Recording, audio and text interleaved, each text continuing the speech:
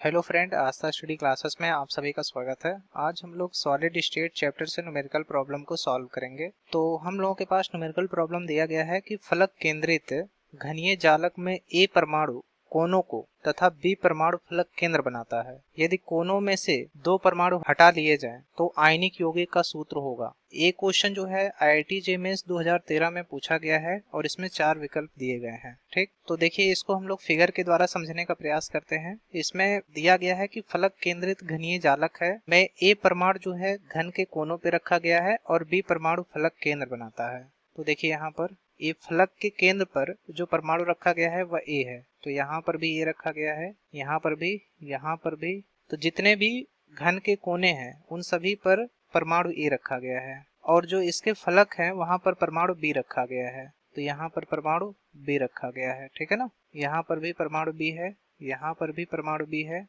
यहाँ पर भी, यहाँ पर तो है ही, यहाँ पर भी है। तो चूंकि हम लोग जानते हैं कि फलक केंद्रित घनीय जालक में केंद्रित घनीय जालक में कोनों पर उपस्थित परमाणुओं की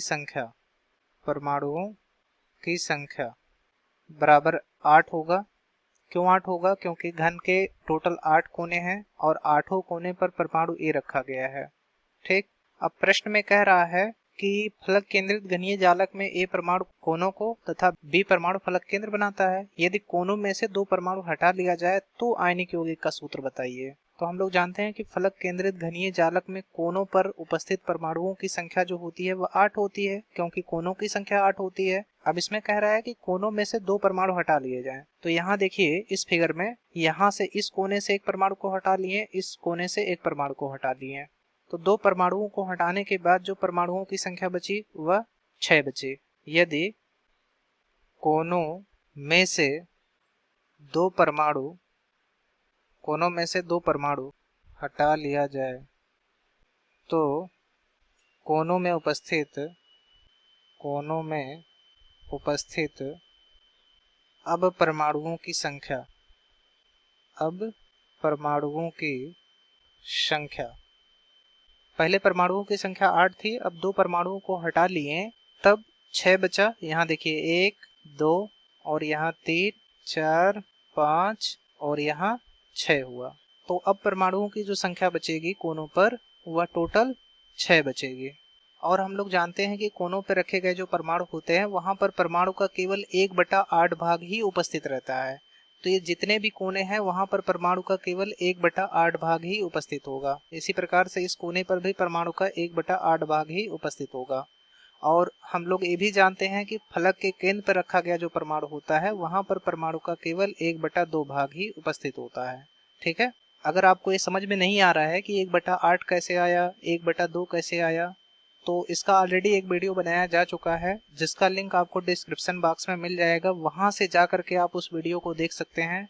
उसमें एनिमेशन वीडियो के द्वारा भी समझाया गया है कि कैसे परमाणु का 1/8 भाग कोनों पर उपस्थित होता है और कैसे फलक के केंद्र पर परमाणु का 1/2 भाग उपस्थित होता है। तो वहां से जाकर के आप उस वीडियो को देख सकते हैं। ठीक है, तो यहाँ पर देखिए जो कोनों पर रखे गए परमाणु होते हैं वहां पर परमाणु का केवल 1/8 भाग उपस्थित होता है, जबकि फलक के केंद्र पर रखा गया जो परमाणु होता है वहां पर परमाणु का केवल 1/2 भाग उपस्थित होता है। ठीक है, तो कोने पे रखे गए परमाणु जो है उनकी संख्या 6 है, इसलिए ए परमाणुओं की संख्या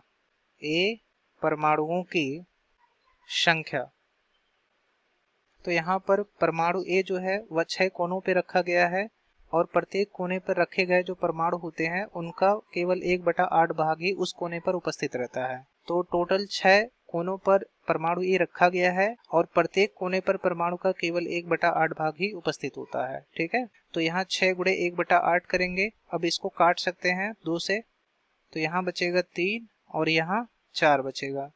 तो इस टोटल का मान आ जाएगा 3/4। तो ए परमाणुओं की जो संख्या आ गई वह 3/4 आ गई। अब प्रश्न में देखो कह रहा था कि बी परमाणु जो है वह फलक केंद्र बनाता है। चूंकि बी परमाणु फलक के केंद्र पर उपस्थित है, इसलिए बी परमाणुओं की संख्या बराबर होगा, यहाँ देखिए फलकों की संख्या 6 है और प्रत्येक फलक के केंद्र पर बी परमाणु उपस्थित है। तो फलकों की संख्या 6 है और प्रत्येक फलक पर परमाणु का केवल 1/2 भाग ही उपस्थित होता है। तो 6 गुणे 1/2 होगा, तो 2 से 6 को काट देंगे तो यहाँ 3 बचेगा। तो बी परमाणुओं की जो संख्या आएगी वह 3 होगी। अब हम लोग ए और बी परमाणु का सरल अनुपात निकाल लेंगे, इसलिए ए अनुपाते बी बराबर होगा, ए परमाणुओं की संख्या 3/4 है तो यहाँ 3/4 हो जाएगा, अनुपाते बी परमाणुओं की जो संख्या है वह 3 है तो यहाँ अनुपाते 3 हो जाएगा। यहाँ देखिए 3/4 है ना, ये भिन्न के रूप में है तो इसको पूर्णांक के रूप में लाते हैं। तो इसको पूर्णांक के रूप में लाने के लिए हमें 4 से यहाँ मल्टीप्लाई करना पड़ेगा, तो 3 में भी मल्टीप्लाई करना पड़ेगा 4 से। तो यहाँ देखिए 4 से 4 कट गया और ये आ जाएगा 3 अनुपाते 4 तिया 12। तो इसको और भी सरल किया जा सकता है, 3 को 3 से भाग दे देंगे तो यहाँ 12 में भी 3 से भाग देना पड़ेगा, तो 3 से 3 कट जाएगा तो 1 बचेगा, 3 से 12 को काटेंगे तो 4 बचेगा, ठीक है ना। तो इसका जो सरल अनुपात आएगा वह 1/4 आएगा। अतः आयनिक यौगिक का अभीष्ट सूत्र, तो यहाँ देखिए ए परमाणु का सरल अनुपात 1 आया है और बी परमाणु का जो सरल अनुपात आया है वह 4 आया है।